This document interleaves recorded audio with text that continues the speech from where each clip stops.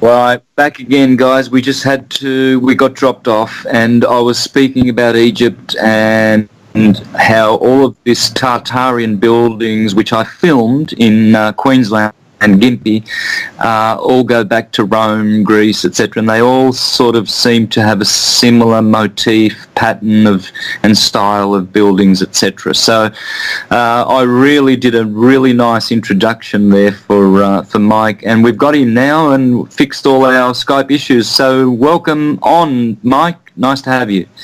Thank you. Nice to be here. Sorry for the technical difficulties. Not a problem, not a problem. So you can just jump in. I introduced your video, your series and everything, and everyone knows. I read your blurb there, so everybody's ready for you. I guess we could just go straight from where I know you, and that's the video that I introduced there, which I posted on Facebook, Petrified Titans and Organs, and we can just address that first. How about that? Sure. Yeah. Great. What would you like to know? Well, I've been researching this quite a bit, so I know that I can see the pareidolia always have in clouds, in buildings, in cars, everywhere, because I believe I have a very interesting way to look at it, and I can't not believe it. It's just too overwhelming not to. And that is that everything is conscious. You see, it's the monad being the one God, then becomes the dyad being the two, and then the triad, then the tetrad, and on it goes. And that let's call it that image is ingrained in all the DNA that reverberates through the universe. And so clouds, everything, there are spirits in the trees, there are spirits in the clouds, and some of them are slowed down and they're rocks, and some of them are speeding up and they're clouds and they're misty, and but it's all this conscious energy in the universe, and it all has a face and a body, and we will always see this, and so these titans, there's many Babylonian and Egyptian legends talking about the gods becoming mud and how everything became mud and etc. So I've got a very theological and mythological take to it as well. But I saw your video there, and it's really good. I've also got other researchers who claim that these are buildings. These were great Titanic buildings as well. I can see that as well. So yeah, there's a couple of channels that have covered it from that perspective, and I think they're spot on. A lot of these supposed structures that were carved out of stone, I think it's ridiculous. I think that they're more likely victims of some cataclysm, and that they were buildings at one time. Wakey, Wise Up, they've both covered that in their videos, and I think they have a lot of interesting things to say. But as far as the pareidolia goes, I think people who are more right-brained, artistic-minded, they have this ability to see patterns in things, and I've always had that ability myself. I produce artwork that's very abstract, and oftentimes faces jump out at me. I can see faces everywhere if I want to, and I really didn't want to do that when I started looking at this mountain, because if I were to start to report that the things I was finding were actually true, then a lot of people might think I was a fool if I was not careful. Gotcha. I know. That can have devastating effects on them as well. Yeah, I think pareidolia, it's almost a form of divination if you open yourself up to it. You can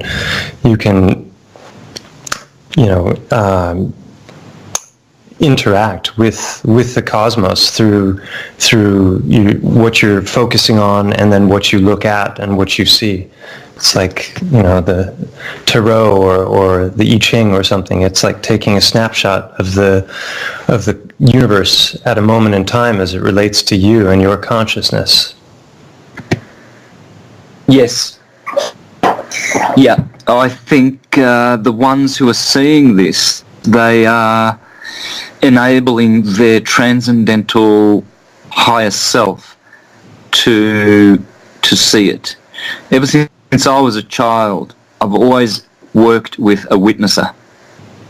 Call it God, angels, whatever, transdimensional beings, but I've never been alone.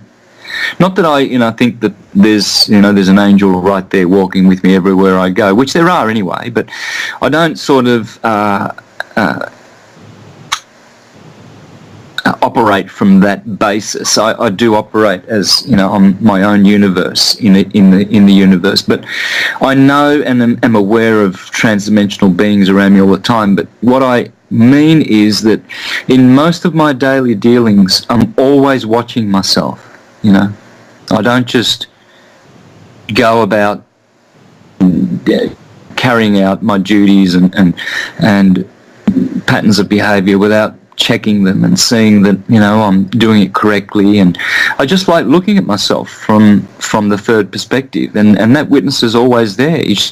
You just have to tap into that energy. So when people start enabling that, then they start seeing this, and then numbers as well start becoming a part of their lives, whereas those numbers were always there. It's just that now that you're synchronizing and syncretizing, those two words always go together, really. So synchronizing would be synchronizing events with time and catching the clock when it clicks over to 1111 or whatever numbers you're constantly seeing. They were always happening and they're always in the background. It's just that now that our consciousness is growing, we can now notice more. Paying attention is how you do syncretism.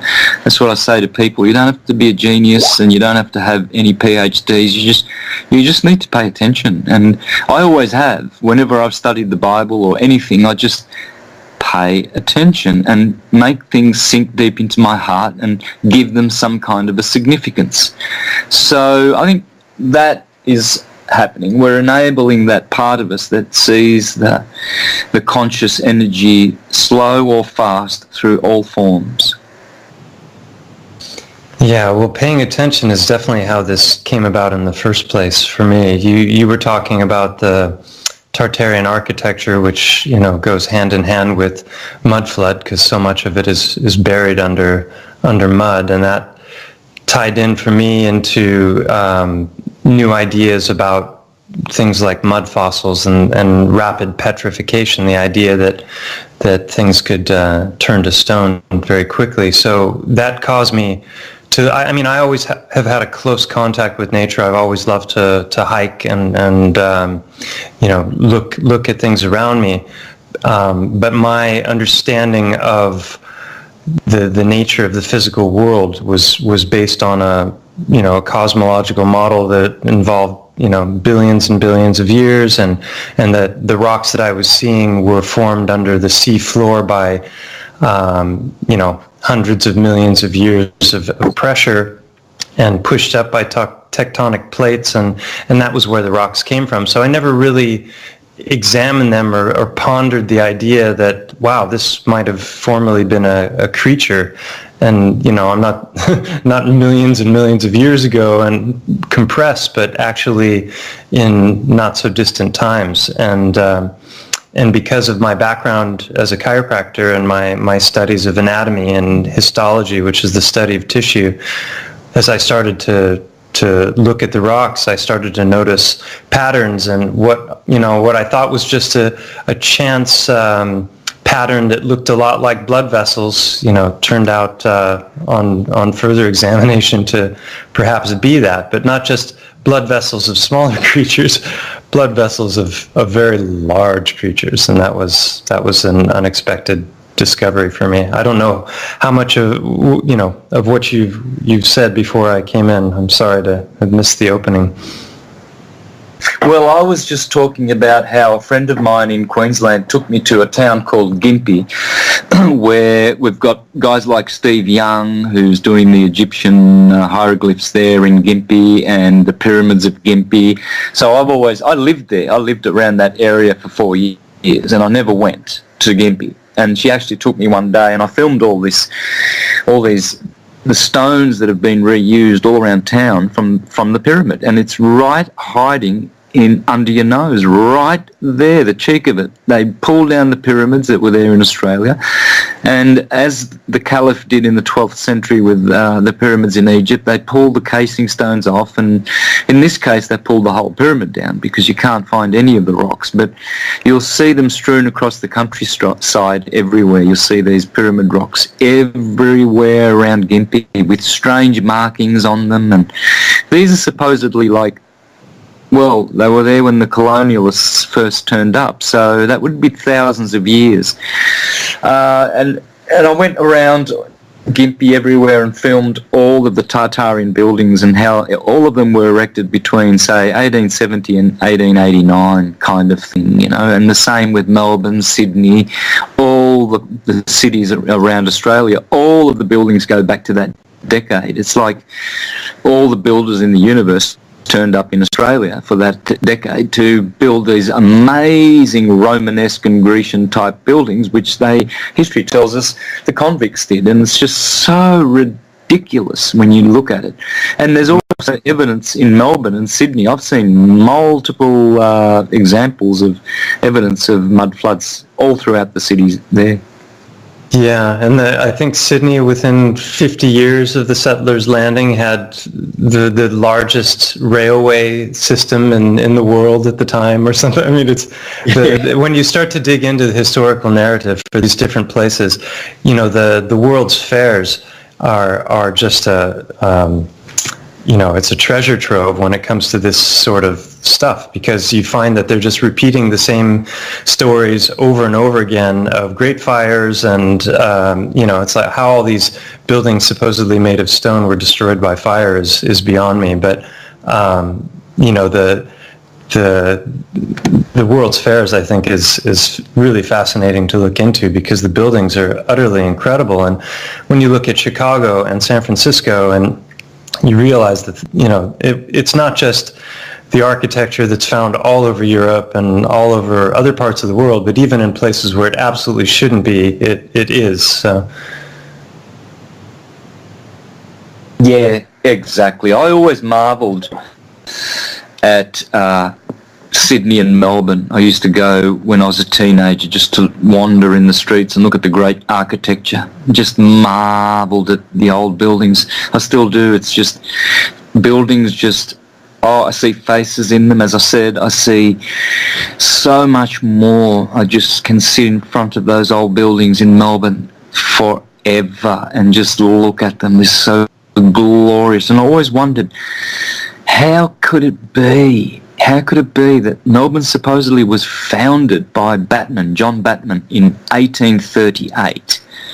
1838. And then we've got the biggest tram, which you call trolley system, in the world, one of the biggest in Melbourne. So many trolleys all over the place in Melbourne, amazing buildings, and they looked so Romanesque, and I'm thinking to myself, how did the Australians have so much power that they could get all the Italian and French and German builders out to Australia in that decade to make all of those buildings? I just could not comprehend. And then they'd have these little old photograph display banners around that you could read, and they would tell you the history, and they would say, this General Post Office of Melbourne was built with, sandstone, which was quarried from this quarry 150 miles away, and the convicts were sent there to quarry this stone. And it's just ludicrous now when you think of it. Those convicts must have been the best builders in England, because they sure did a great job. And how did England build anything after they left is what I wonder. I know. And I used to work for a volume builder selling brand new homes in the 90s, and we often couldn't put chimneys in the houses because there weren't enough bricklayers who could do them properly. Can you believe that? And yet we've got thousands of examples of old so-called Victorian, Georgian and Edwardian homes all throughout the suburbs of Sydney and Melbourne and Brisbane and Hobart, everywhere with chimneys that were, from 150 years ago, and yet we don't have bricklayers who can make proper chimneys anymore. They just don't build them like they used to. Something just doesn't add up there. It just doesn't. Have you looked into the star forts much? I mentioned them, yes. I think, briefly in that video that I made, but that's an incredibly fascinating topic because the narrative on that just falls apart, on the least bit of investigation as well. We're told they're bastion forts built between the 15 and 1700s, and instead of making castles like they used to, they started to make the walls far, far thicker and have this star shape for defense purposes, and it was all to make the walls thicker to defend against the invention of the cannon. And some of the people that I do research with have just utterly destroyed that, because not only are they going and looking at the old maps, which are showing, the star forts and their original plans to the star forts, and they're not just star forts, they're star citadels, they're entire cities, and what you find is that all of the old world cities were originally star forts, and that all of the Tartarian architecture and all of this other architecture that followed, that's built on and around the star forts. So the star forts were there first, and they're absolutely monumental in scale. But I think they've got one map that goes back to the 1100s with star forts on it. So everything about that narrative falls apart. But the most astonishing thing is how many of them there are. There are, so far, my friends have mapped out 5,000 star forts, and they're literally on every single continent, and they're in the most unlikely places that you wouldn't expect. Japan is just filled with them. They're all over Europe. They're on North America. They're in Africa, and it just doesn't add up when you look at what the wiki narrative is. Yep. Well, when you have this researcher mentality that we have, searching for the truth, now your perspective changes. Now you see a lot better what was very difficult to swallow and to assimilate at school, doing things like history and history was see, I love history as a subject, but I don't love the fact that we know so little about it, and what we do is could be manipulated. Well, it is, and stuff like that. But everyone's kind of intrigued and interested in history and would like to know, and nothing has ever made sense. Nothing at all. Even the evolution stuff that they tried to make you swallow, and everything coming from nothing. There's a beautiful thing that they really demonized, the teaching that everything comes from nothing. No, everything comes from what is not seen, but it's not nothing. What is not seen is everything. So the Big Bang should be that, yes, everything comes from what seems to be nothing because it's invisible, but it's everything. You see, so rather than teaching this hogwash that all of this you just came out of nothing, a black hole, and it was nothing, and everything came out of that, they should be teaching the truth, that everything came from what is invisible, but what is invisible is everything, therefore it came from everything. There's only a universe of no vacuums, no space as we know it, really, because even though it's space, it's still a fullness, it's a oneness. Manly P. Hall addressed this as well, how the cosmos is like this. There's nothing that is empty, you see, so it's a fullness of everything. And so now we have, I think, one of the best truths to ever come out is this Tartarian truth, the mud floods, and what you're bringing out there, Mike. This is one of the best things because now everything makes sense a lot more, and it's all exposed, really.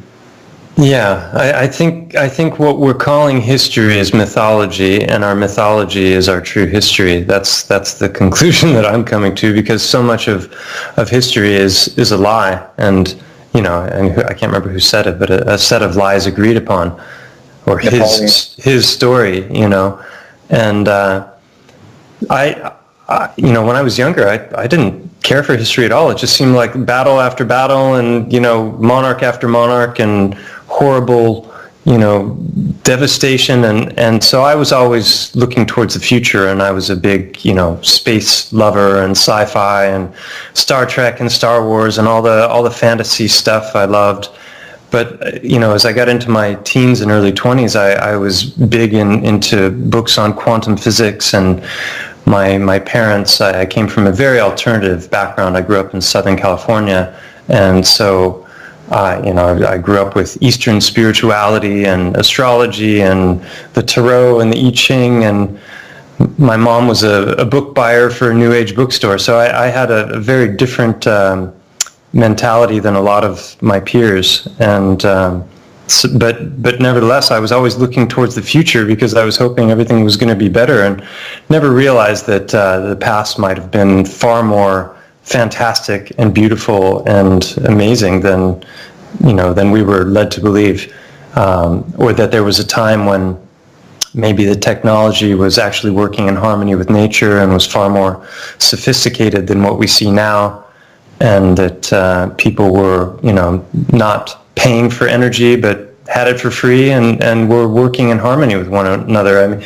that's what it seems to be the case. I don't know, maybe there was slavery back there, but there was a lot of beauty that was being created as well, and it still remains to this day. And it's just that they've lied to us about who built it and how long it's been around, and what its purpose was, and they've removed the different technologies that the buildings probably were. They were generating energy. They were doing God knows what. we can only guess at this point. Well, I think two things fundamentally: consciousness expanding and healing, and really those two. It's like they are two different things, but they are one, as you would say in theology, like I and the Father are one. So in other words, like fire is always next to heat and light. They are separate things, but you can't have fire without heat, you can't have fire without light. So they come together, wouldn't you say? They are two things that healing, obviously the Egyptians were always bringing people, they were like hospitals, astrological type, where healing would be done just by moving people through certain parts of the building to get a certain frequency. So the building would be set to, let's say, an F sharp, like the tombs chamber in the Great Pyramid, and then they would have everything else tuned to harmonics thereof, and they would bring people through an initiation, which would be like a healing. Yeah. And then consciousness would be as well, the other side of that, as well as, because when you go into these buildings, I've been through a few. I've been to the York Minster, Salisbury, Glastonbury Cathedral, Salisbury. I've been to the Vatican, and I've spent some time just noticing, how I feel as well. And you do feel more noble and elevated in consciousness. The consciousness now becomes, you see these big buildings, this big architecture, and it's like a god around you, encasing you. It has its own consciousness, and you come into it and you have more grace and you have more glory. It's a glorious place to be, and so everything gets altered in you. So I would say consciousness and healing. Definitely, the buildings are encoding all of the different, sacred geometry aspects and their resonance chambers. The organs themselves, may have been.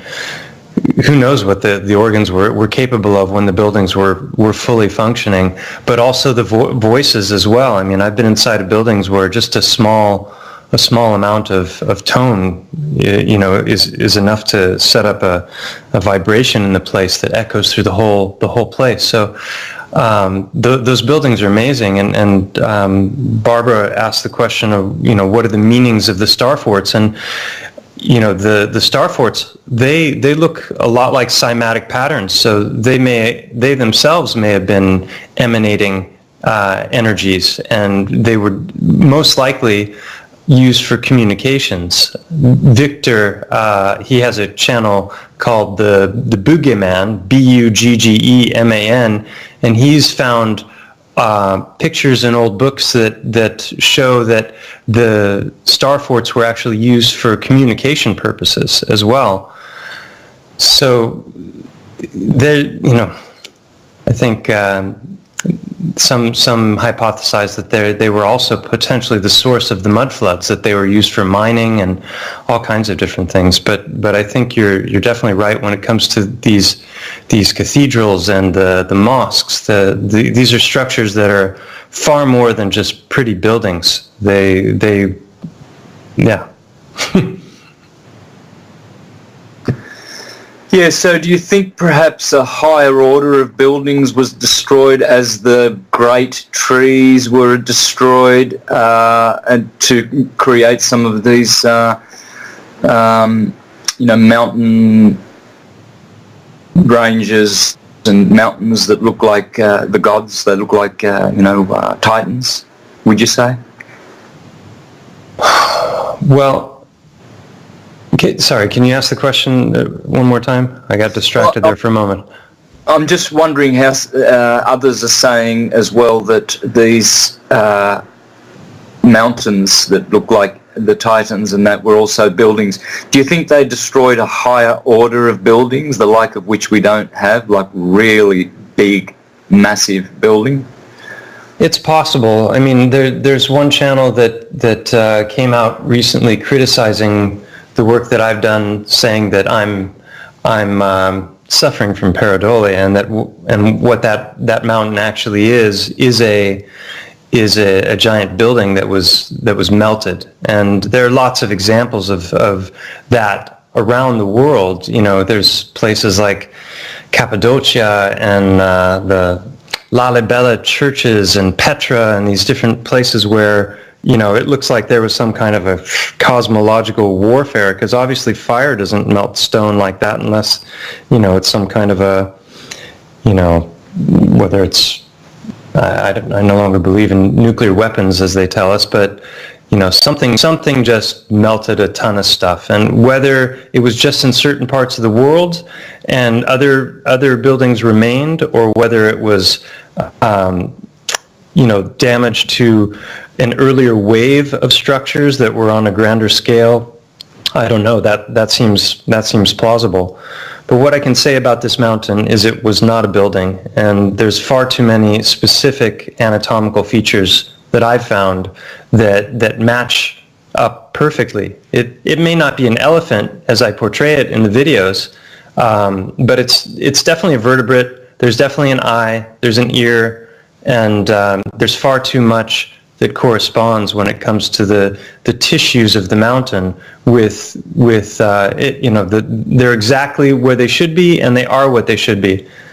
And I specifically didn't want to suffer from pareidolia when I started this investigation. When I first got onto the idea that, wait a minute, maybe this might actually be what it appears to be, because I'd been always looking at the mountain with fondness, because I love the fact that it looked like an elephant, and that there was a cave exactly where the eye should be, and that the head was shaped right and everything, but I never thought for a second it might be. So that idea would have been absurd to me 2.5, 3 years ago.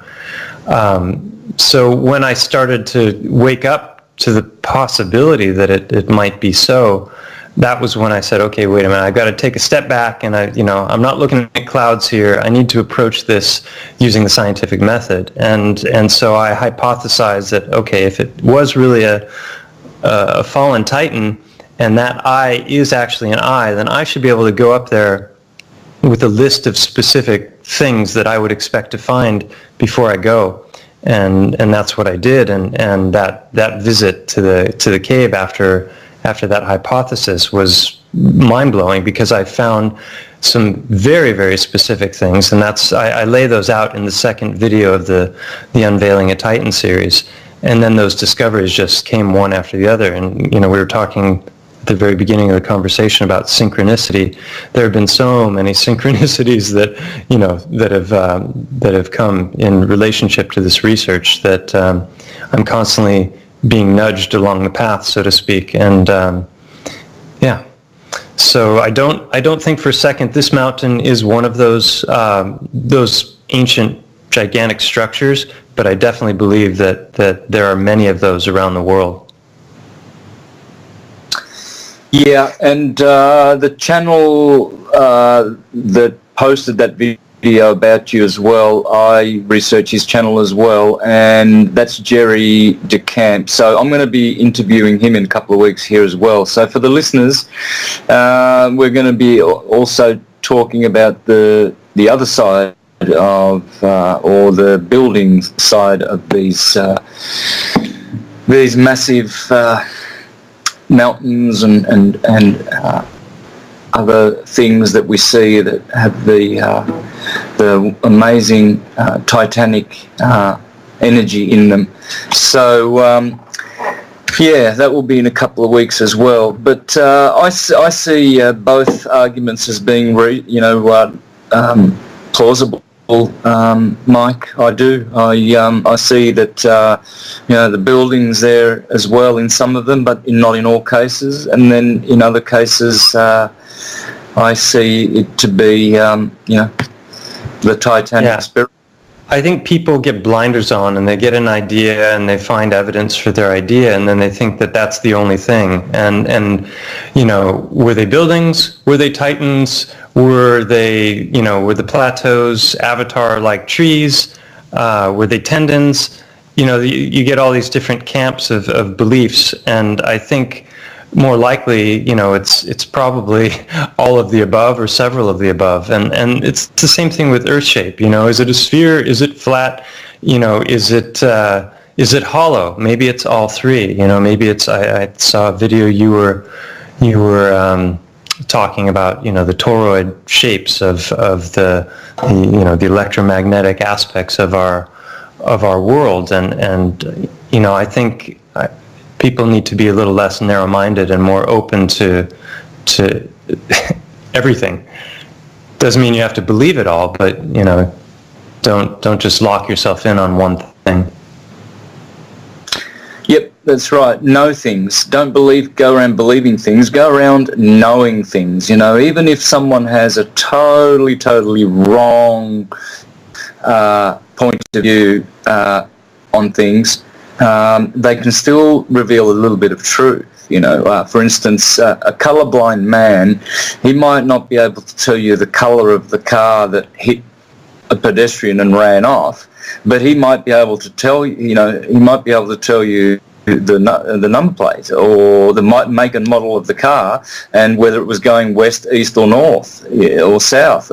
Whereas, so you're always going to benefit from knowing things, even if what you know is incorrect, because that will be an information base for you to compare another point of view against. Now, this is the thing with a lot of people, is that they believe a model, they don't know anything about it, and they can't even defend their own model or their own science or anything like that, because too much belief has come in. And like you said, they'll get blinkers then, and then all of a sudden there's no Titans, there's only buildings, or there's no buildings at all, or whatever. And it's interesting how that happens. You get some researchers, they go off on a tangent and they, become really good at it. And so that's great, because whatever they discover, right or wrong, will add to the pool of what we know. And that's what Wikipedia is like. I guess someone jumps in and writes an article, and then other people are invited to improve it and modify it, etc.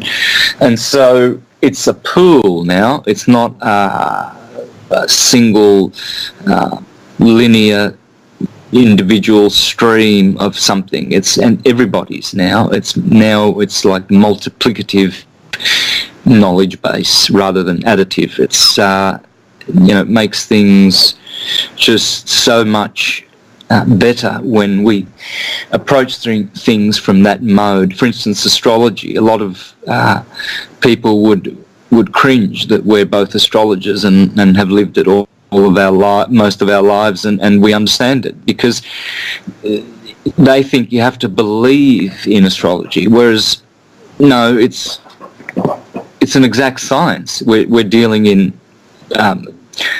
degrees, minutes and seconds of arc, and that's pretty precise if you ask me. Therefore, it is a science. It's got nothing to do with beliefs. The same with music. There's a science to it, but you don't have to believe in music to know music. I know music. I can play the guitar. I don't believe in it, and I can speak Italian.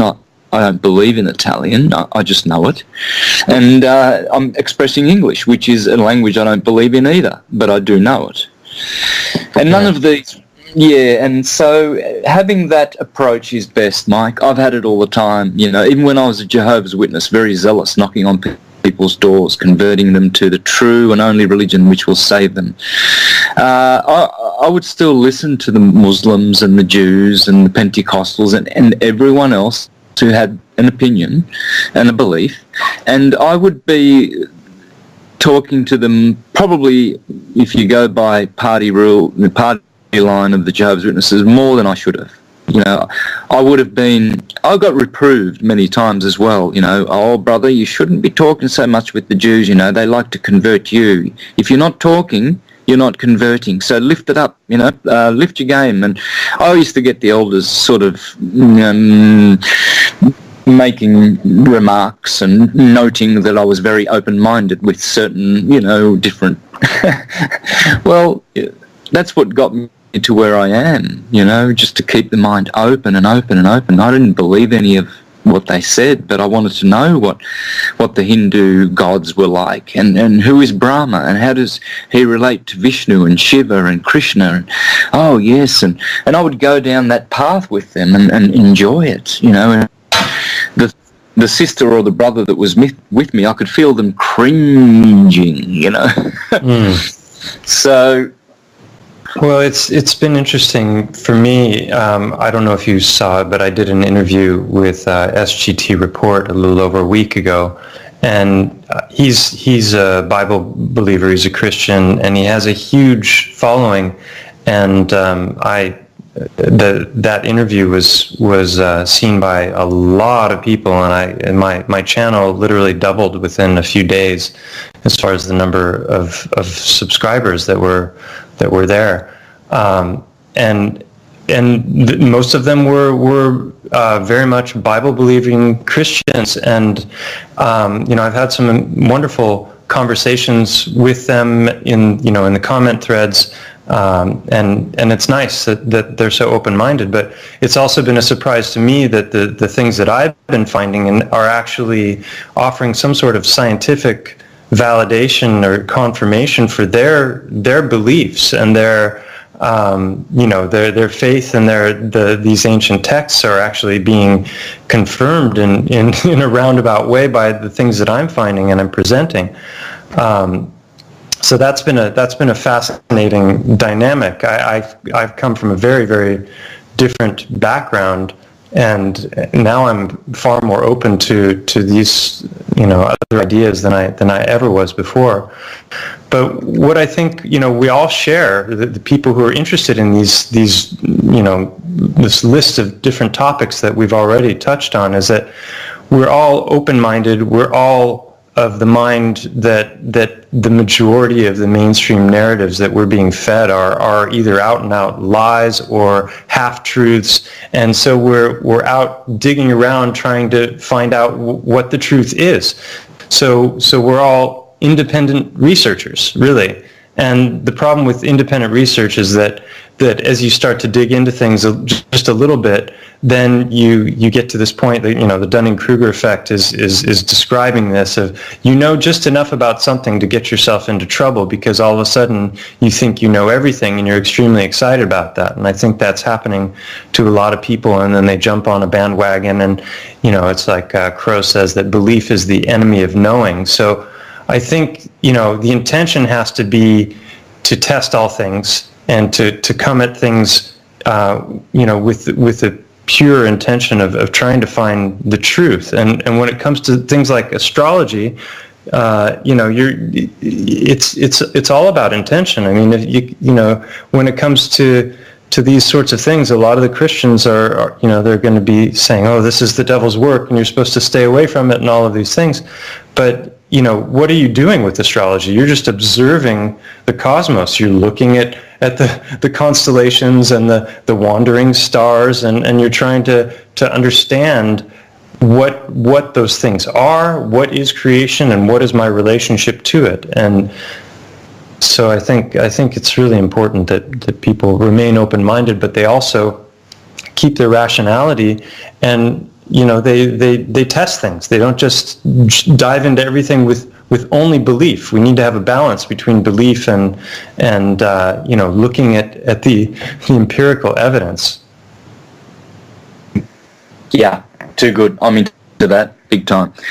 All right, Mike, let's go to a break. We're at the top of the hour, so we'll in the next hour, I guess we can address some of the questions there in the chat box if there are any. I think there was. Or let's get into the meat of some of your videos and some of the big finds. Let's make it really, really exciting for first-time listeners on this subject, and so they can go to your videos, how to get them, which ones to watch, what they'll learn, etc. So we'll be back in a few minutes, guys. Thank you. Sounds good. Yep.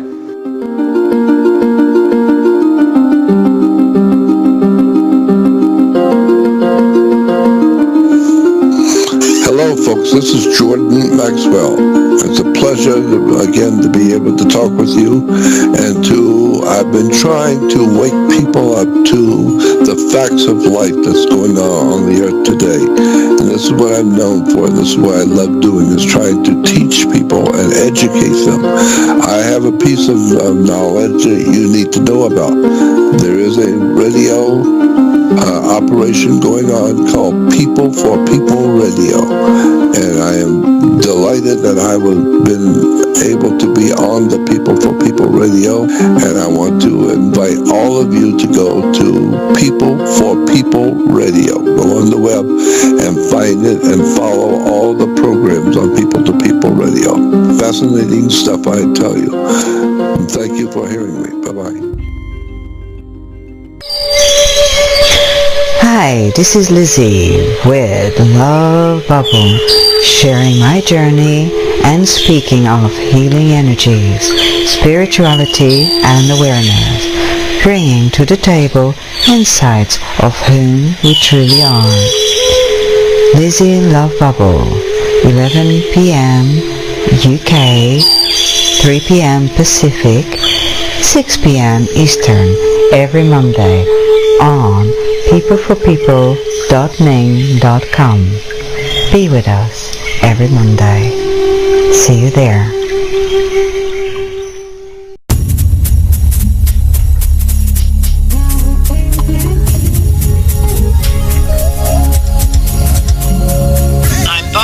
Hey, and I'm Patty. Tune in Monday, 9 p.m. UK and 4 p.m. Eastern Standard Time to People for People Radio, to the Turtle and Crow Show. For an exciting, unique perspective on social and world events. See you there.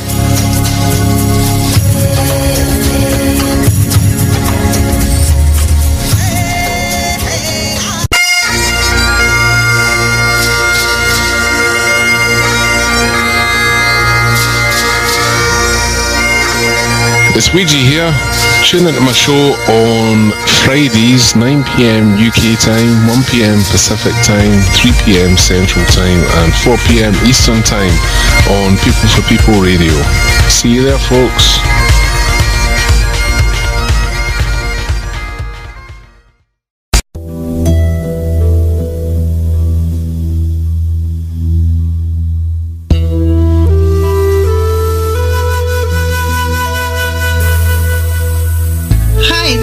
Linsley from Nourishing Peace show on People for People Radio.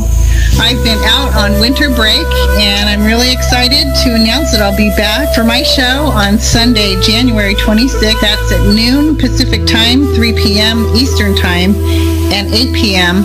UK time.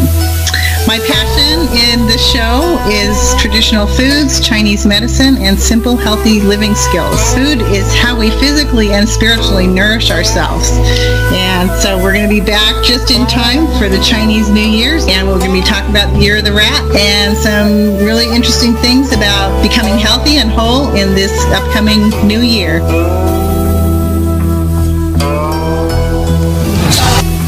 Also, no one more about gel coat. When the fourth round would... Don't you call in the...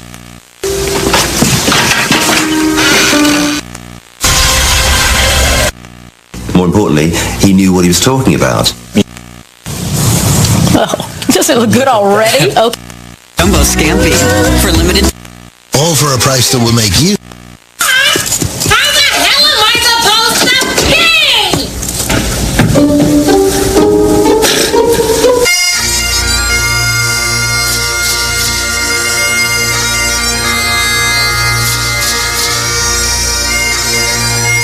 This is Rick Simpson, and you're listening to People for People Radio, the voice of truth in Scotland.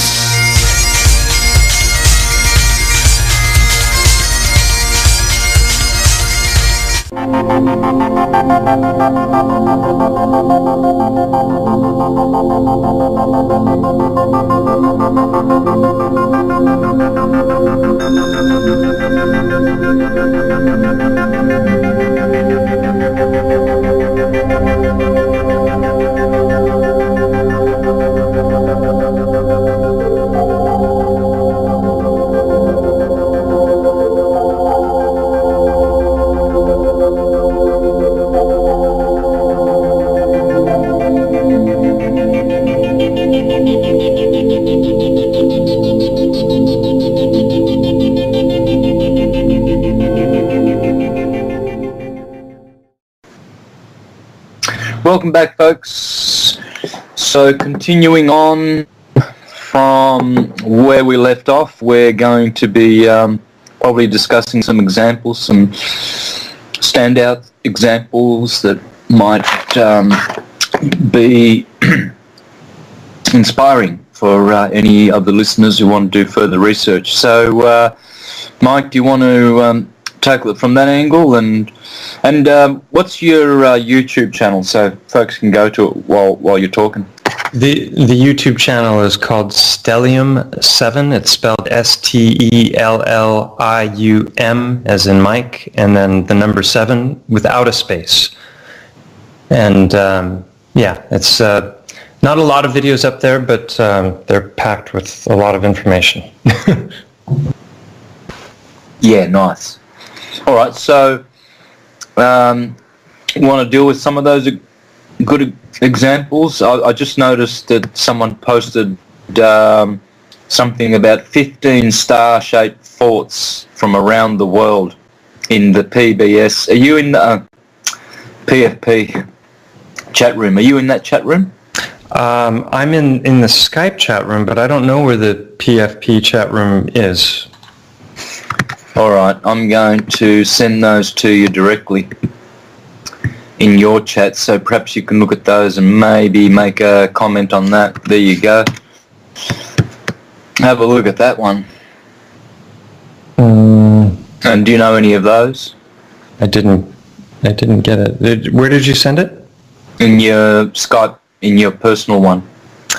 Personal one. Hold on one second.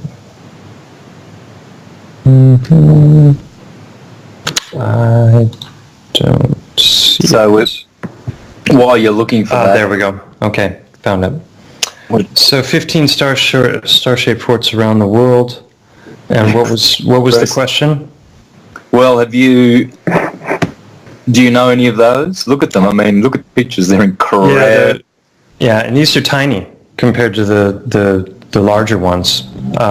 These are smaller stars, and then there's a couple there that have towns in the center of them.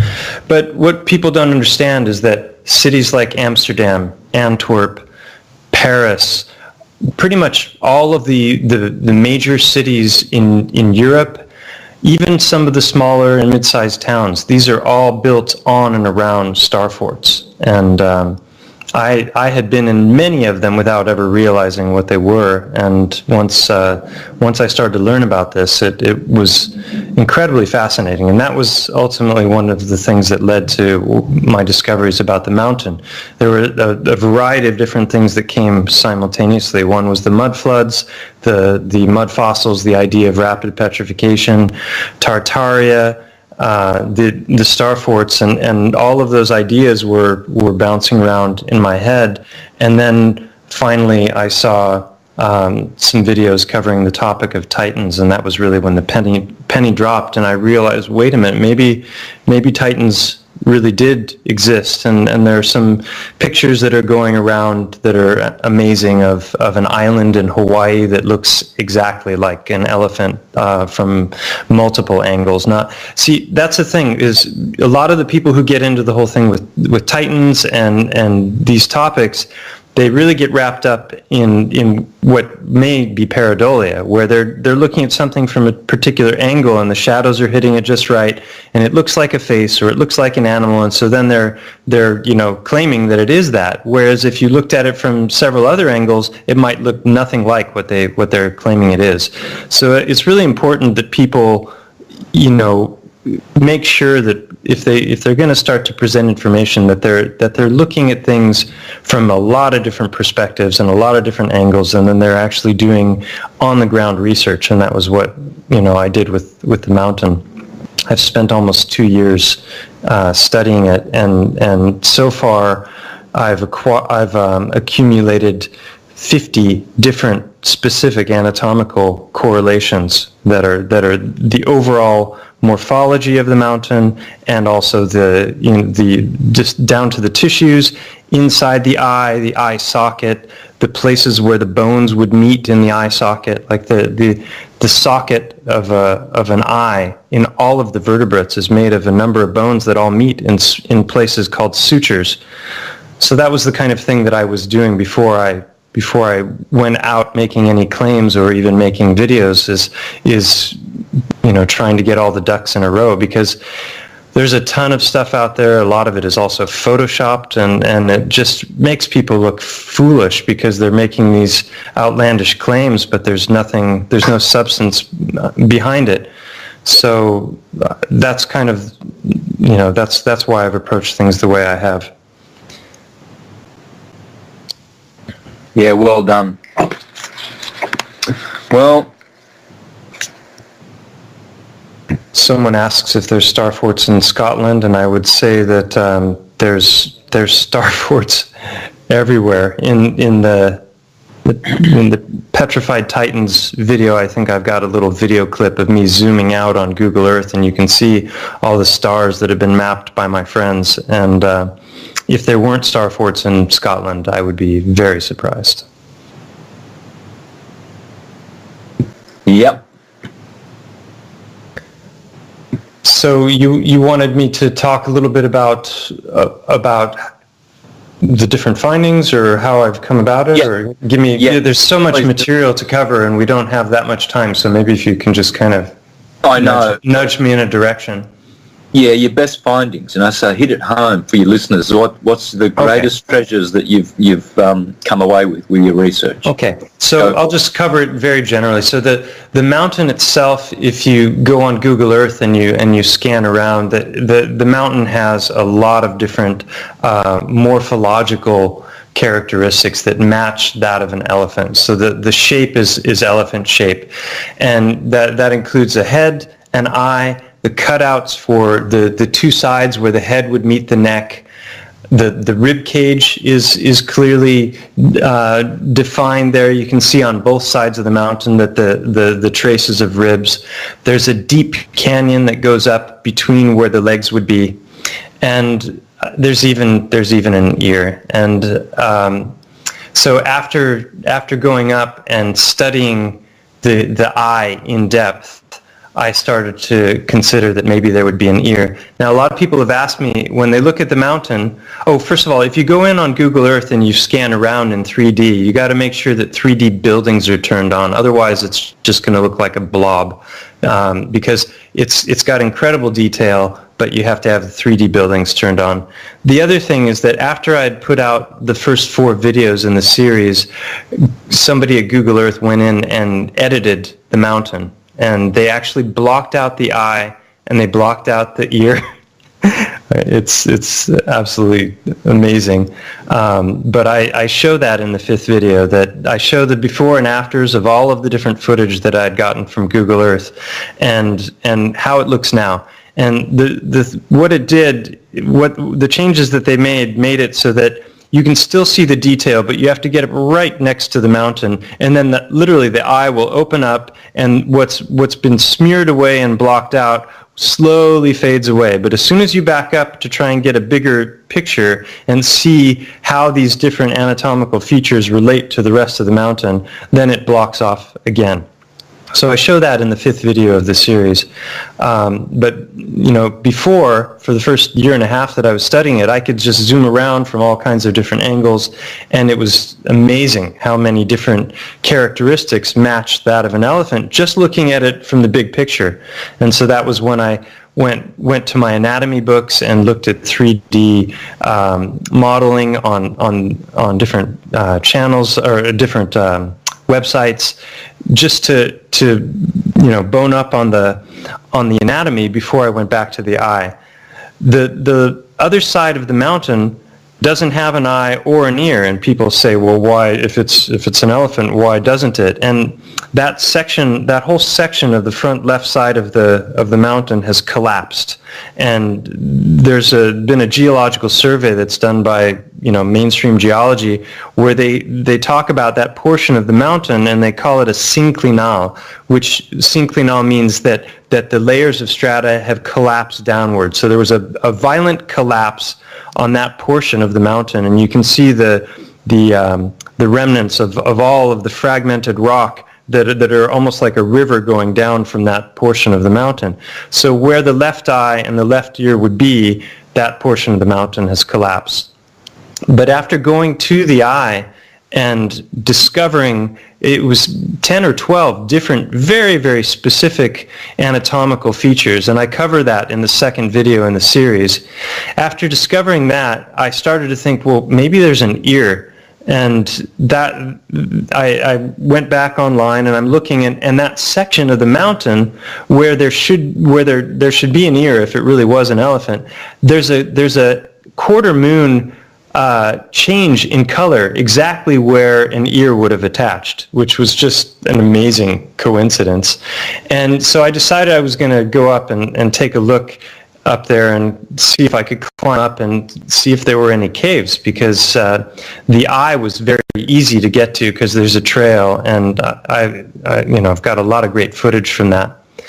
But the ear was a different thing, and so as I was looking for the information about like a trailhead that I could take or which road to take, I was looking online and I found out that there was actually a cave there, and the cave is called Cova del Middia, which is the cave of midday, because a portion of the cave gets the sun, the midday sun comes right into the cave. And I didn't know anything about the cave until I went looking for it. And the interesting thing about that cave, which I knew nothing about until I was looking at this website, is that it is the most thoroughly excavated cave in all of Europe, was utterly mind-blowing. It was like I had entered the Twilight Zone, and there had been a team of archaeologists who had gone into the cave. There were the remains of several bodies, which they excavated.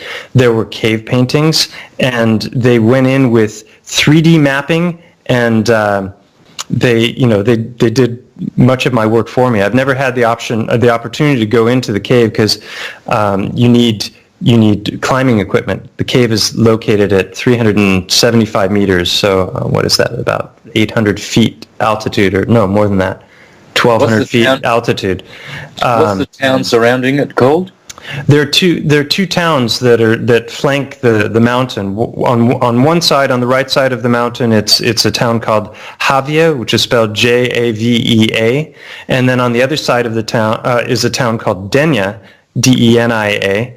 And interestingly enough, there's a star fort at Denia that's right next to the mountain, and so it's a fascinating place. So as I looked into the ear more closely, it got very, very wild, because the 3D mapping they did made it possible for me to see exactly what direction the channels of the cave were going, and they actually had video footage of people climbing through the cave, and so I was able to actually take that work that they had done and start comparing that to anatomy, and that's what I do in the third video.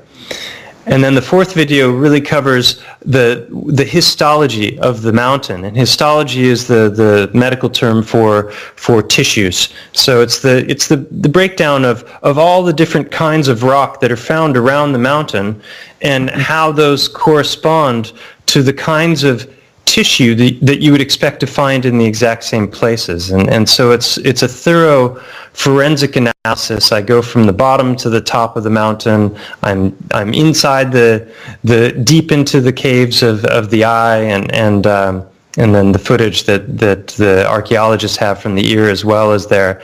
So, by the time I had finished with a lot of this research, I was already up to 40 specific anatomical correlations, and those are all shown with photographs and video in the first 4 videos that I did.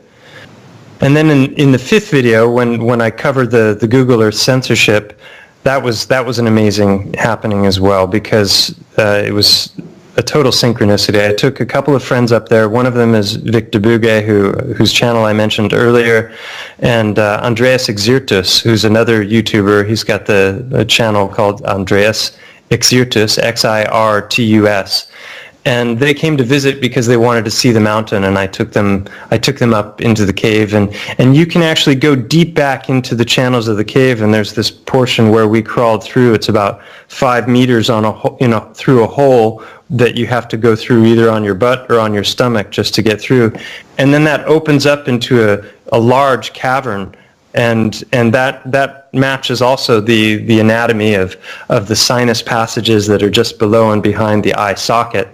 But when we were leaving from that trip, one of the two of them looked at this section of rock that sits up high in the middle of the eye, and said, "Wow, look at this crystalline structure.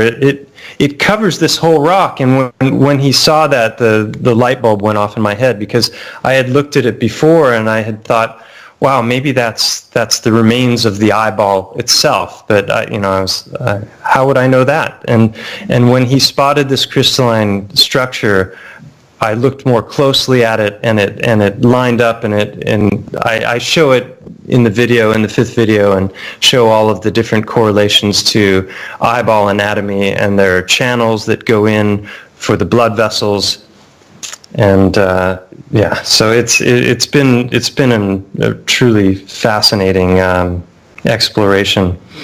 But those are kind of the main points of the findings, and the 4th video covers the tissue in detail, and there are a lot of different kinds of tissues that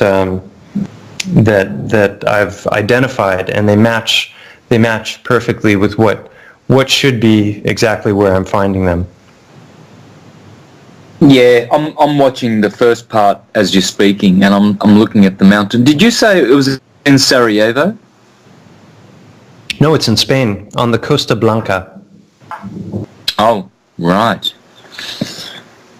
Okay, so, wow. And which region is that in? It's basically between Valencia and Alicante. Oh, that's right. Okay. Yeah.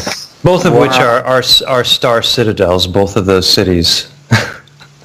Yeah. And so you spent a lot of time in there. Oh, there's the ear thing you were talking about. Yeah, I have a little 90-second, for people who are just listening to what we're saying, if they want to have some visuals for what we're talking about, there's a little, on my channel, there's a little 90-second teaser video it's got music, but there's no talking. It's just visuals, so they can get a taste of it. But there's a whole other kind of half of my YouTube channel that doesn't center around the mountain, but is directly related to it, because as I said before, this really caused me to start looking at geology with very different eyes and realizing that much, if not most, of the geology that I was used to looking at throughout my life was actually biogeology. Now, volcanoes you can watch volcanoes in the process of producing different kinds of igneous rock. But when it comes to all of the other stories about metamorphic rock and sedimentary rock that we're told, we just kind of have to believe the mainstream narrative on that unless you're going to depart from that. Now, there is plenty of evidence that flies in the face of a lot of the cornerstones of mainstream geology and the different methods that they're using for dating. And a lot of those are coming from the biblical creationist side of things, but they're basically using science to debunk the different techniques that are supposedly used. So already you can find a lot of information that conflicts with the narratives we're told about these different layers of rock being formed over hundreds of millions of years. And there are a lot of anomalies, like trees growing up through multiple layers of strata and coal, for example, that can be produced from tree. If you put coal in a pressurized container and you cook it for a couple of weeks, you don't even have to cook it at that great of a heat. It will turn to coal. So a lot of the stories that we're told about the formation of rock, I think, are either just out and out lies or mistakes made by people who were believing a paradigm that wasn't accurate, and so they're trying to fit everything that they're observing into this inaccurate paradigm. But the other things that I cover on my channel have to do with what I've identified as petrified organs. And as a result of looking at the stones differently and walking around and observing nature with entirely different eyes and looking at a rock, and instead of just seeing a rock and assuming that it was formed the way we're taught, looking at a rock and wondering, like, is that something beyond just a rock? And I started to notice. Well, it started initially with one rock that I found in a river bottom. That when I picked it up, it was obvious to me that this was a stone heart. There were a number of anatomical features that matched the heart anatomy, and that's something that I cover in a video called "Mud Fossils: The Heart of the Matter." Wow.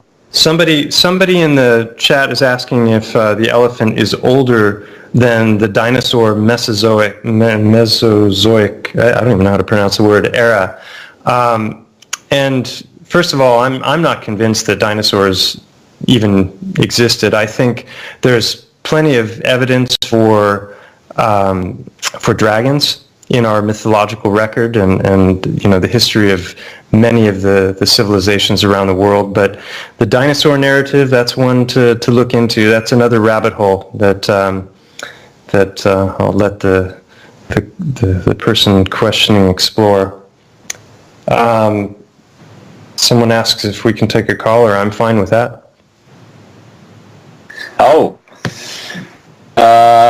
Yeah, I don't know how that's going to work. Gary would have to organise that. I haven't done one before, so I think we're just going to have to stick with the questions, I believe. Yeah. But might be wrong. So going back to the heartstone that I found, I brought that home because I immediately recognized half a dozen different anatomical features, and so I brought it home and I pulled out the anatomy books and I started looking more closely at what I was finding, and within a pretty short amount of time I had found about 15 different anatomical features that matched heart anatomy.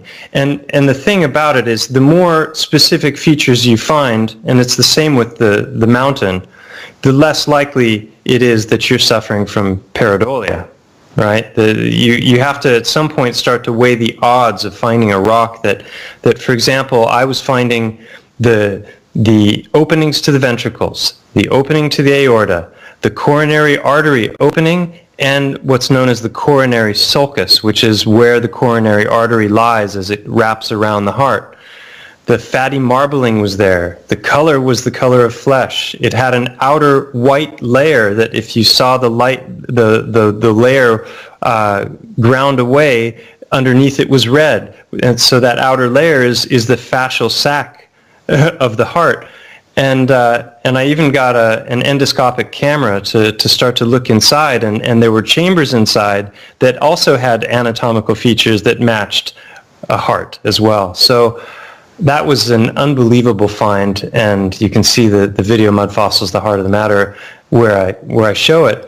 But then I theorized that this should be reproducible. It shouldn't just be a one-off occurrence where I can find one heart, and if it's a phenomenon, then I should be able to find others. And so I went down with a video camera to the river bottom again, and in the space of about 15 minutes found another 10 or 12 that were potential candidates, that several of them had very specific anatomical features. So then I started to collect more and more of them and categorize them by theme, and those are the kinds of things that I've covered in the different videos that I've done on the petrified organs. And it was a very puzzling find, because the question of, I've had many people ask me, where's the rest of the body? Where's the head? Where's the spine? Where are the ribs? The long bones?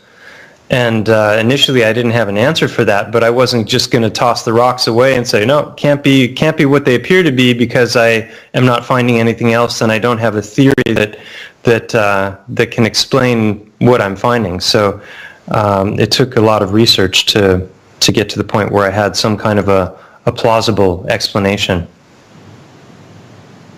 And what is the plausible explanation? How would you?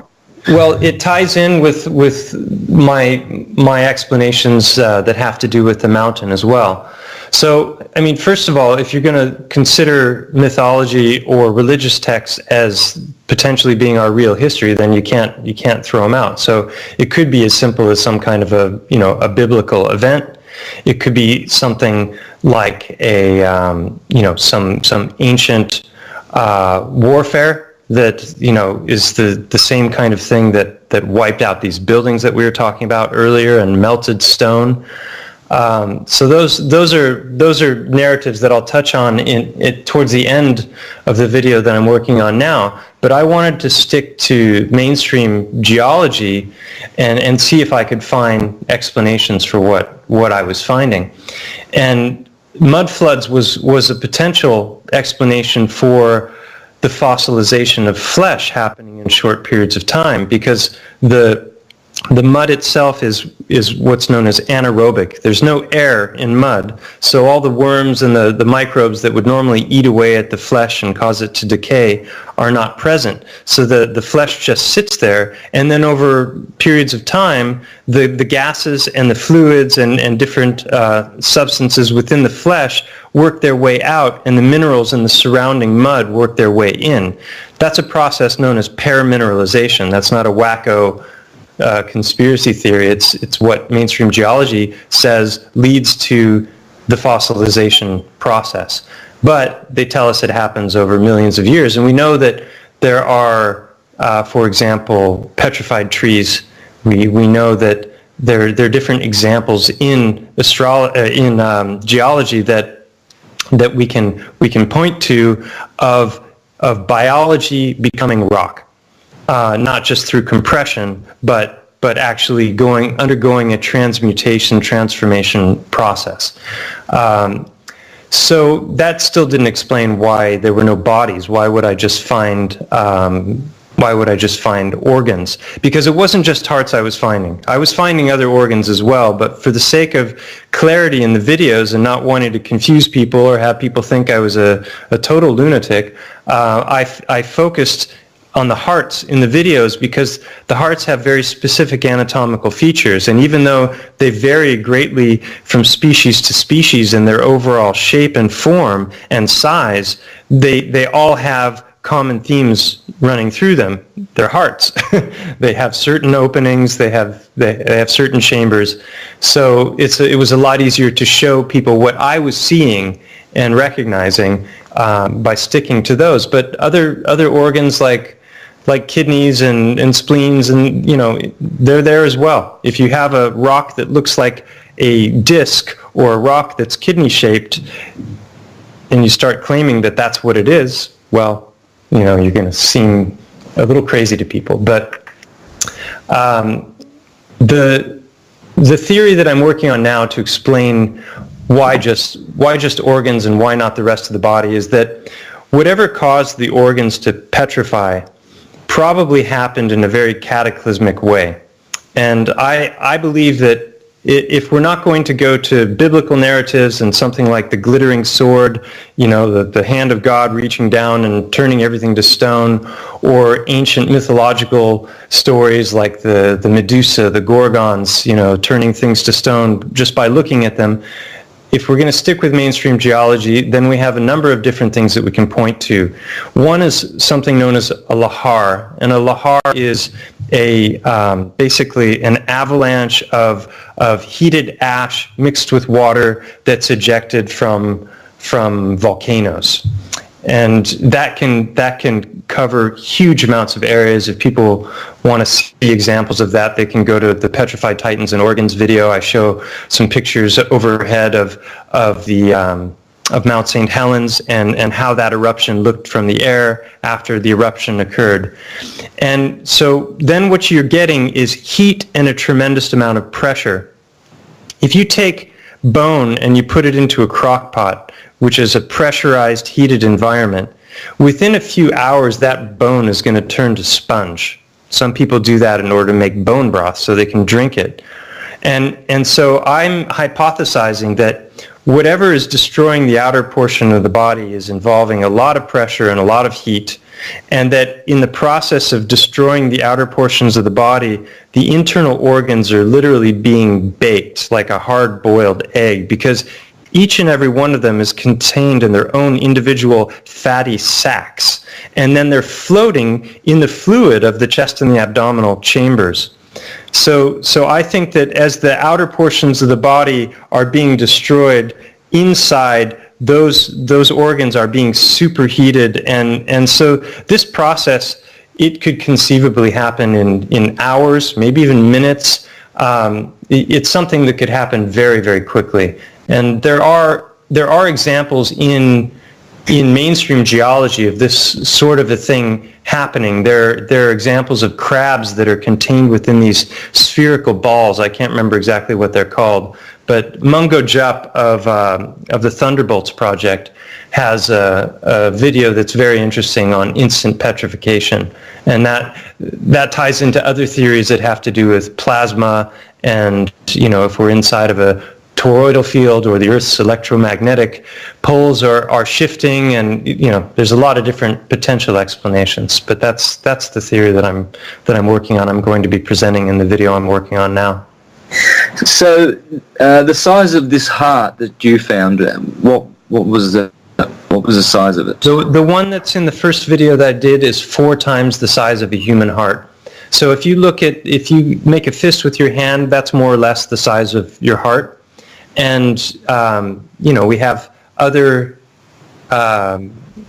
animals like cows and giraffes and elephants they're far larger than we are. So that would explain the larger hearts. But there's also the whole giant narrative which is very interesting as well, because there's so much evidence, photographic evidence of giants, mythological, it's in the books. There's no doubt there were giants, and the Smithsonian has likely been scurrying away their skeletons for many decades in order to keep their narrative. Yep. For sure. So I have one in my office that I use sometimes as a footstool. It's a 1.5 foot long. It has the exact same features that I show in the first videos. It's got the openings for the ventricles. It has the aorta. It dips in on the sides. They're shaped like harps very often, because the heart itself goes into contraction upon death, because energy is needed to relax the heart, not to contract it. As the energy is gone and the being dies, the heart goes into contraction, and as it does that, the main pumping portions of the heart, the ventricles, they actually curve inward because of the contraction. So I've found loads of these, all the way from a centimeter in size up to multiple feet, that exhibit the exact same characteristics. And you just have to start to ask yourself, once you've seen all of that empirical evidence that I presented, is this just a chance happening, or is this a very, very specific, repeatable pattern? And I show a list of criteria. It's up to 20 now on that first rock. And people can use that criteria. They can go out looking for these rocks themselves, and if they find them, they can start to study the anatomy themselves and look at that list. And I've had many people sending me emails with photos, and a lot of people just spot them right away. I think it depends on where you are. They're not everywhere. And not all rocks are organs, obviously, because some are fragmented pieces of larger structures, perhaps titans. Others are volcanic in origin. We're speaking about the same thing, Tartarians and Titans. Think about it. Yeah. Titans, Tartans. Tartarians, I see the word art in that. They were artisans. I see Tara, the goddess of the Irish, Tartaria, Aryans, the Aryans, Tartarians. I see... Tartarus was considered hell. That's right, where the Titans were cast down, because the Olympians cast them down off the mountain down into hell. So the Titans, Tartaria, you see, Tartary. And anyone who thinks this is just crazy talk, do a Google search an image search for Tartary, T-A-R-T-A-R-Y, and you'll find a load of maps that are delineating the empire of Tartary. And it's ironic, because we never hear anything about Tartary except for things like tartar sauce and tata, and the number of words that we use in our everyday language that are related to Tartary are very, very small. And yet this was the largest empire in recorded history. It dwarfs the Roman Empire, and it's easily provable. And the architecture is the same all over the world, and the star forts and the pyramids and the Tartarian architecture are everywhere. So, who made what and when, I don't know. But I do know that Tartary existed. It was huge. It was all over Asia, all over Europe, even in North and South America. There are old maps with Tartarian cities right around the time that Columbus was supposedly discovering the New World. Yeah, history is a set of lies agreed upon. Well, tar is just a shortened, another way of saying star. The TAR is actually torus field, and stars are torus fields. Everything is. So, atoms. I just thought of the La Brea tar pits. There you go. So this would be, if you just put an S in front of Tartarians, you get Star-Tarians. Really, well... That's interesting. Well, it is, because everything, they say we are children of the stars, right? You say we're all stardust. Well, this is why we have young stars, which we call youngsters, your sister, which could be a spin star, and she could be a superstar or a monster or a master or a fraudster. She could be a rock star. She could be a... They're all stars, right? So this is my way of seeing it. So through all nature, whatever plane you're talking about, whether it's the mental plane, which is air, or the emotional plane, which is water, or the sensual plane, which is earth, or the mystical plane, which is fire, it all is being. You know, it's all God, and it's all expansions of God. So it's a self-similar, fractal, holographic kind of universe where we are just in the image of God, and God is in the image of us. Yeah, and it's probably warping back around on itself. That's the thing is, you know, the Titans as spoken of in the Book of Enoch, they actually give a measurement. It's measured 3,000 L's, which is roughly, I think, 1.5 or 1.75 miles in height, which matches more or less the size of this mountain that I've been examining.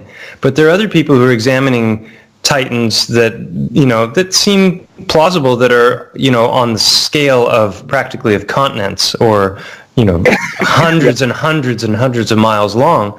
And I think that fits in with this idea of fractal, you know, universe, because if it's true that Titans existed, then there may have been even larger Titans before this elephant. It's hard to imagine them coexisting side by side. And each time people theorize that with each reset of this realm that we live in, that things are getting smaller and smaller. And that's how a fractal works. It contains the original pattern, but it gets smaller, and you just keep going in forever or out forever.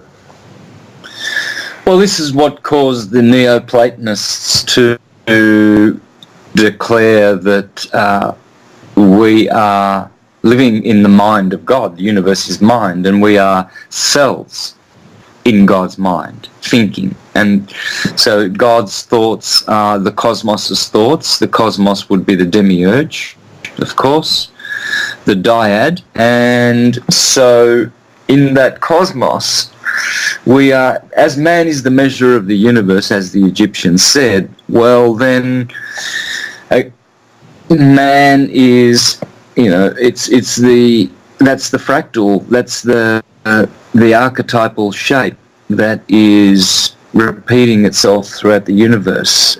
And so, you know, sometimes it also is in the shape of a beast, and all kinds of beasts. The zodiac depicts that.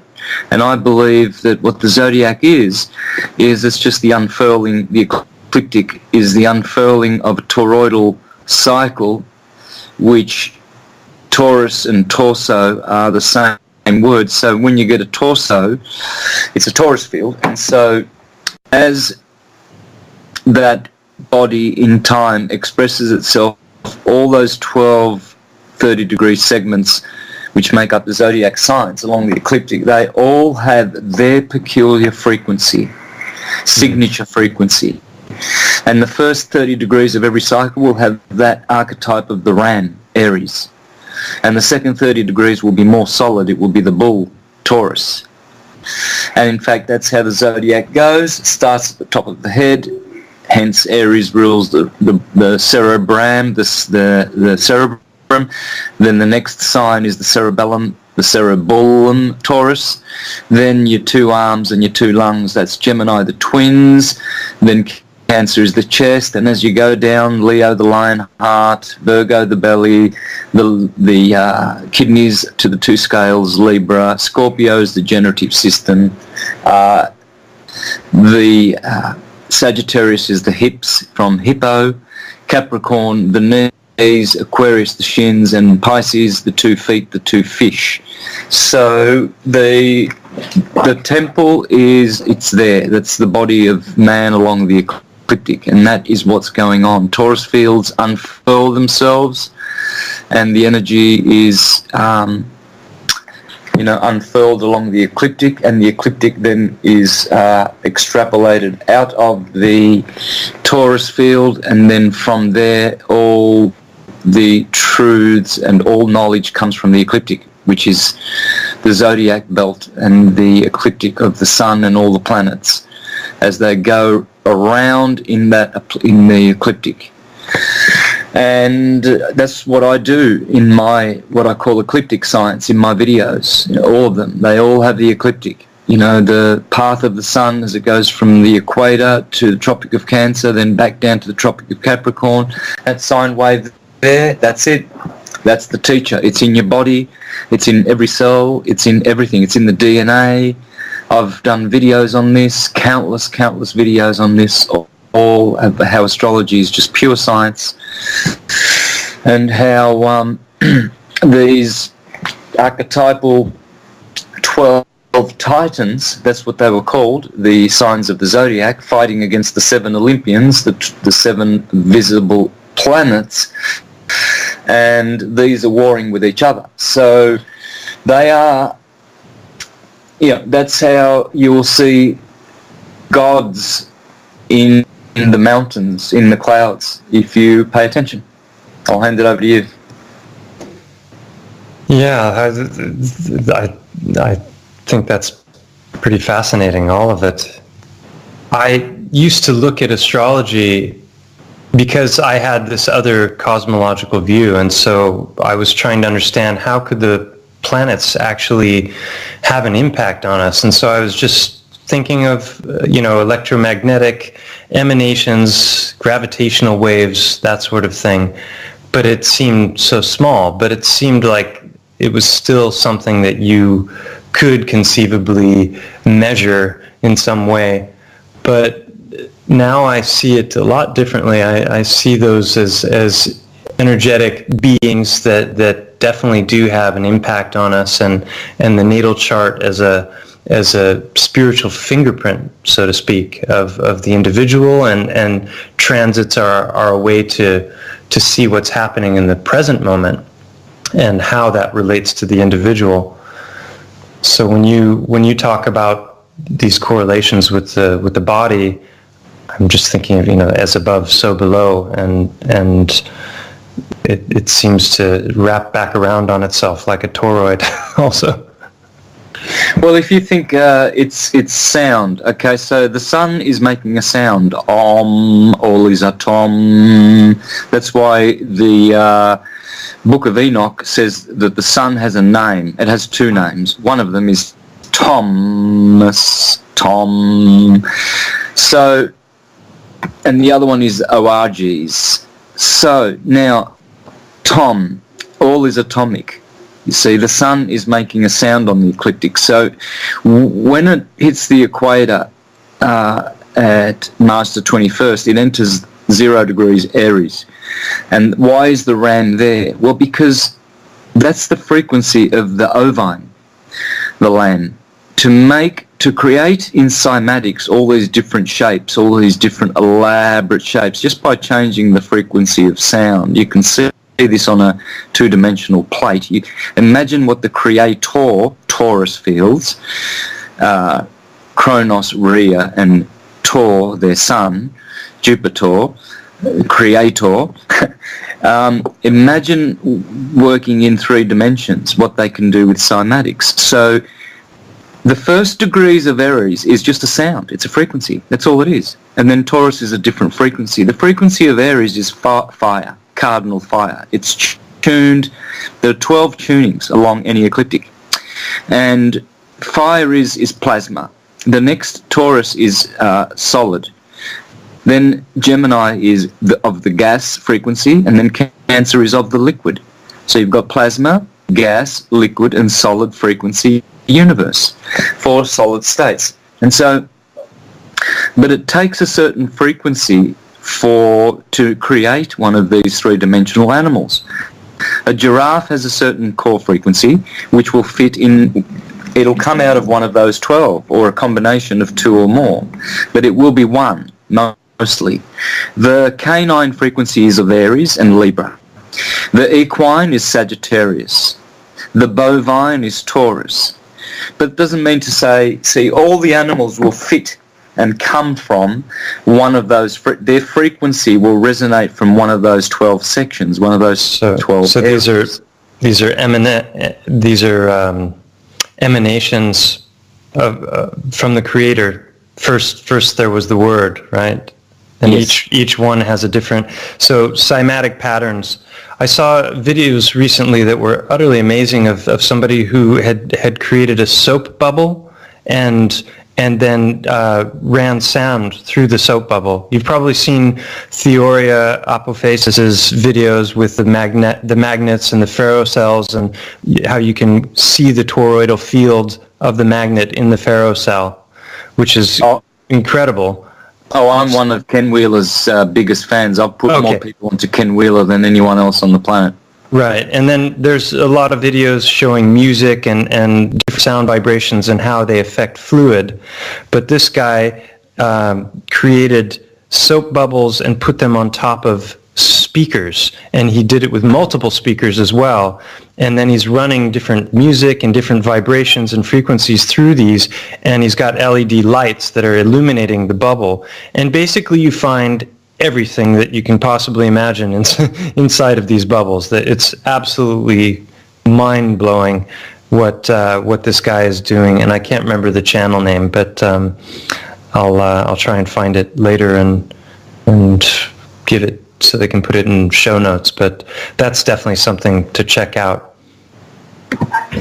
Yes, so this is what I also have been teaching. The true model of the universe is atomic. All is atom.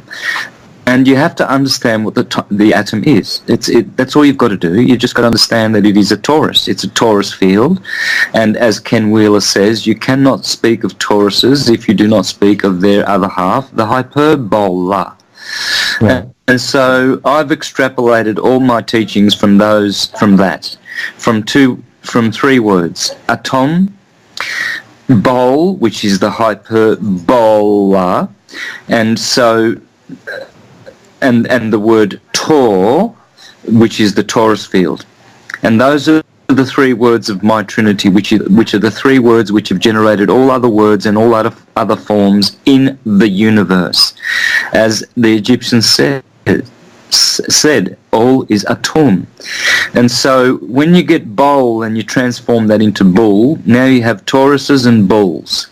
Red shift, blue shift. That's what it is. And that's why you read the Bible and the Torah, you see, because all of our holy scriptures are talking. There you go again, talk, because when you talk you create torsion fields through toruses. All energy, no matter what medium, thank you Ken Wheeler, will have the same field modalities. Hence, everything will be torsos and torus fields. And everything is breathing. Breathing is Adam. It means Adam, and red shift. But breathing is Adam. Adam is the atom. All is atom. Hence you have an anatomy and a torso. And a Torah and aura which surrounds your body, and your torso is red shift, blue shift as well. Red chakra at the bottom, blue chakra on top. And so, and then there's a very important third shape, because you talked about the hyperbole, right? Mm-hmm. The plane of inertia, the accretion disk in the center of it. That's right, which in my model of the universe is the stationary plane, Ptolemaic Earth, and Stan Tenen in the Dance of the Hebrew Alphabet on YouTube, great Hebrew scholar. He uses an apple, and he opens up the apple, and then there's a disc inside the apple, and he says, well, this is the Garden of Eden, the disc Earth, and then the hyperbola in the center, he says, this is the tree of life.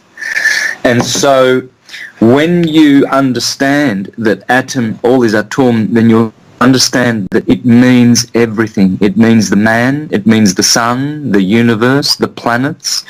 It also means the tree, right? Because dendrites, which are in your brain, dendros is tree in Greek. So den in Japanese, denki, is electricity. And so when you look at these mountain ranges from on high, the topography is very much like the dendrites in your brain and the trees. Can I add to that? Yeah, please. Because the cerebellum, which is the densest, since you're talking about dendrites, the densest concentration of neurons in the brain, if you do a cross-section of that, it looks absolutely gorgeous, and that's known as the arbor vitae, which is the tree of life. So that's the cerebellum that has to do with our balance and the chunking of information so that we're able to do complex tasks without thinking about them. That's handled by the cerebellum. Yes, exactly. The roots of the tree of life, which is the vagus pneumogastric nervous system, and they're all trees. Whether you are speaking about this, the cardiovascular system, that is a tree of life. Blue shift, red shift, blue blood, red blood, arteries and veins. And so the nervous system, again, another tree of life. The dendrites in the cerebrum, again, these are little trees. So Aden, or the Garden, is actually the den of dendrites, of electrical trees. It's an electrical universe. The transverse wave, red shift, blue shift, is electrical. It is denki. Thank you, Japanese language. And so, but the other words, ball and tor, arbol, well, that's tree. Arbor, R and L being interchangeable, is tree. And then tor is also the tori. The tree is a torus field. So in whatever way you look at it, atom means tree, it means light, it means electricity, it means the monad, it means the dyad, it means man, Adam. Have you heard of the helical heart? Are you familiar with that term? Absolutely, yes. Yes. So the man who discovered this was a medical doctor, a Spanish medical doctor, named Francisco Torrent Guasp. And this was a man who had a very hard time believing the official story that was told about how the cardiovascular system functions, that the little heart, as it's pumping, is able to push out the blood to what they say is somewhere around 60,000 miles of blood vessels in the body. And it's supposedly pushing the blood out to the very tips of our body, and then it's passively filling on relaxation. And he was just like, this doesn't make any sense. How is the blood getting back? How is it getting out? It's not, it doesn't add up.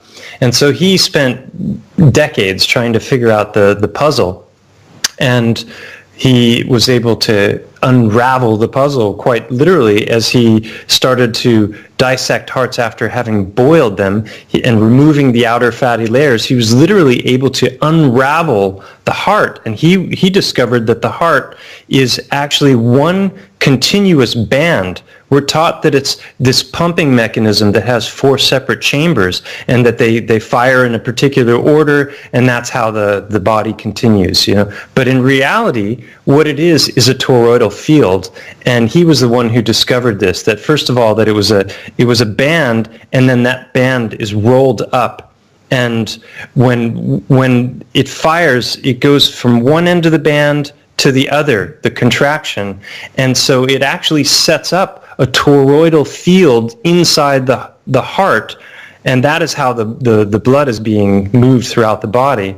And it also solves this question of the suction. How is the blood returning to the heart? And I mean, I did a whole video on this topic called, what was it called? It has helical hearts in the title. And it's utterly amazing. And going back to the whole idea of synchronicities, I found all of these hearts, and then learning about the helical heart and about Torrent Guasp and what he had discovered caused me to recognize a number of features in the stones that I had already gathered that I hadn't seen before, because I didn't understand how the heart rolled up and over, and you had these sections of the heart that overlapped, and those overlaps are actually curved lines in the rocks. So that's what I cover in that video, and I show that evidence. But the amazing synchronicity is that this man, Guasp, who made this discovery, he worked in private practice for his whole career, and for decades his work wasn't even recognized, and finally it started to catch on, but it still hasn't been integrated into cardiac operations and research to this day. It utterly changes how we think about the heart and the function of the heart, but they're still teaching the 4-chamber pumping, narrative, which is just utter BS. And this guy proved it unequivocally.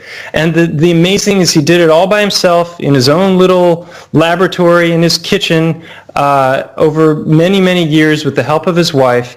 And he finally was recognized internationally, and he gave the lecture of his life in Madrid in front of some of the top cardiologists in the world. He actually dissected a heart there in front of all of them, and then he went home that night after standing ovations and died that evening in his hotel room, which is a tragic finish, but at least he got some recognition there at the very end for his discoveries.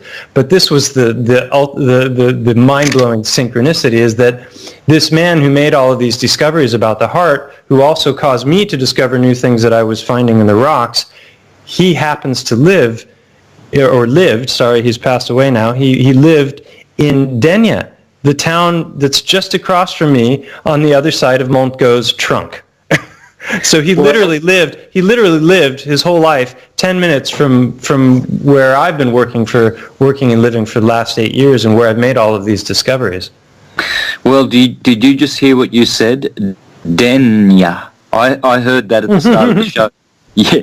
Dendrites. When I asked you, yes, brother, at the root, you just said at the root of the tree, right? Denia. Yes. Dendrites. It's all dendrites. Well, the original name of the town that I live in is Xabia. What does that say to you? Anything interesting? It's pronounced Chabia. It's like Javia to the English speakers, or Chabia to the natives. Yeah, there you go. It sounds like Javier. That's fire to me. Javiel, javelin, Javiel, Javel.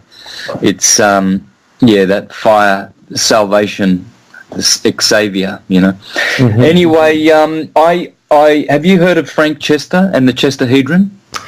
I haven't. I've seen a little bit about it. Somebody sent me a link after seeing my videos and said you should check this out, and I didn't get enough into it to other than the fact that it encodes the spirals and the sacred geometry and everything. I wasn't really able to make a direct connection with the things I'd been working on at the time. I'll have to revisit it. You have to revisit Frank Chester, and you will understand the Chesterhedron, the shape, the polyhedra that he discovered, which is the one that morphs from the tetra to the hexa to the octa to the icosa. He has discovered how they morph, how they go into each other, and it's a seven-sided, seven-faced polyhedra, and it comes from the heart. The heart is doing this. The heart is in that Chesterhedron shape, and I believe the heart is the bowl of the arbol of the hyperbola. It is a pulsing, rhythmic mechanism of the hyperbola, and the pulse wave is the radiation wave. The heart radiates, it's a pulse. Hence, it is beating. Hence, it is not a transverse wave. It is not primarily electrical, it is magnetic. It is a magnetic transformer, and it transforms and makes all the transverse waves which make the electrical effect of the body. The heart is the anagram for earth, which is the accretion disk in the torus field of your body. Hence, the heart is projecting horizontally outwardly on its plane of inertia of the torus. I was just going to say, now I was reminded of the plane of inertia, which is also, that sounds like planet Earth. Of Eartha. Yes, planet of Eartha. Yeah, that's what I've brought out many times in my presentations for the last 4 or 5 years. Wow. So it is. And the torso is the God. Man is the measure of the universe. God made man in his image. Man makes God in his image. And men are immortal, are mortal gods, and gods are immortal men. So again, I finished with those words second week in a row on the radio show. We've gone over about 10 minutes, but that's cool because we started late and everything like that. But I'm sure I'd like to have you on another time, Mike, as both of us continue in our researches and there's a lot of overlaps. Oh yeah, for sure. And I'm thinking we will have you back sooner rather than later. So thanks for joining me, and it's been a real pleasure. Yeah, just once more for the listeners, what's your contact details, etc., and we'll close off. Yeah, so the channel name is Stellium 7. It's spelled STELLIUM and then the number 7. And if you can't find it that way, search for Unveiling a Titan. I definitely recommend watching that whole series because the first video will kind of have you maybe shaking your head, and the second video is going to be like, what? And then by the third and the fourth videos, if you're not a believer, I would be surprised. But the fifth video really drives the point home with what I discovered about the eyeball and also the censorship on the part of Google Earth. So I created a backup channel also called True Geology, which it has no action on it at all. It's just an additional place to put the videos, because I noticed there were times where I had rollbacks of some view counts, and I had chunks of subscribers that disappeared in a single day, which was very odd. So it appears that I'm being shadow banned, even though I have a very small channel. And then I also created a BitChute account with the same name, so Stellium 7 on BitChute. And if you want to get in touch with me, you can find contact information in the liner notes of the videos. Thanks, Mike. Well, keep in touch, and when you've got some big revelations, let me know, and we'll see if we can't squeeze you in or get you back again, because I would love to chat more along all of these lines. The world is changing before our eyes. We are being transformed, and our consciousness is expanding. So things are going to reveal themselves. It's the apocalypse, the Greeks call the apocalypse. It is the unveiling of Isis's veil. So thank you. Thanks, Mike, for joining me, and thanks, friends, for listening, and we'll see you next week. I think I'm going to take the show myself next week. I want to do a show on raising the chrism and how to go about this process. So, I think I will. So thank you, PFP listeners and everyone.